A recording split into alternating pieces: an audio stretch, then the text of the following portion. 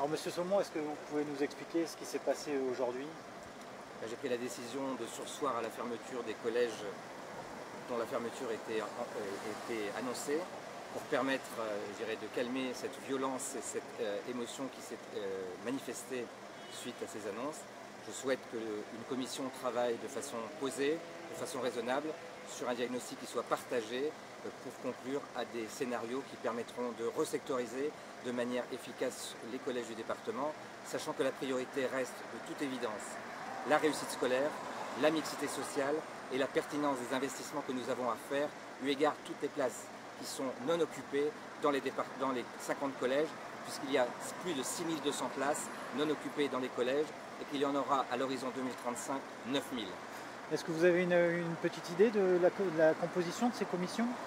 Je souhaite qu'elle soit coprésidée par un élu de la majorité, en l'occurrence Françoise Maille-Barbare, vice-présidente en charge de l'éducation au département, et par un élu de l'opposition, du groupe bien sûr majoritaire de l'opposition. Et que ces deux personnes nous proposent un certain nombre d'experts, de référents, qui seront bien sûr issus de l'éducation nationale, issus de l'inspection d'académie, issus des personnels des collèges, issus également bien sûr des représentants des parents d'élèves, pour que l'on ait véritablement ce diagnostic partagé, un dialogue qui ne soit pas un dialogue passionné, qui ne soit pas un dialogue irraisonné, mais bien un dialogue qui aboutisse in fine à un constat partagé pour des solutions qui permettent demain d'accueillir beaucoup mieux les enfants de ce département et que la réussite scolaire soit enfin au rendez-vous. D'accord. Alors, donc, du coup, on fait une pause. Est-ce que vous avez un calendrier? Parce que le projet n'est pas abandonné finalement. Enfin. Le projet de resectorisation n'est pas abandonné, il est indispensable, il est nécessaire si l'on veut améliorer la mixité sociale, la réussite scolaire et d'avoir un plan pluriannuel d'investissement qui soit cohérent par rapport aux besoins et à l'état de nos collèges. Donc il n'est pas effectivement abandonné cette resectorisation.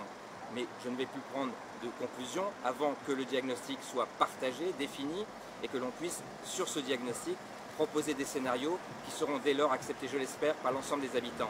Il n'est pas question d'entasser les élèves, il n'est pas question de mettre moins de moyens pour l'éducation de nos enfants, il est question au contraire d'améliorer la qualité de leur accueil, d'améliorer les qualités de l'enseignement, d'accompagner les solutions innovantes, de faire en sorte d'avoir même la possibilité de faire des antennes médico-sociales au sein des établissements qui le nécessiteraient. C'est véritablement un plan, j'allais dire Marshall, qu'il faut aujourd'hui développer sur les collèges pour que la réussite scolaire ne soit pas dans l'état dégradé qu'il est aujourd'hui.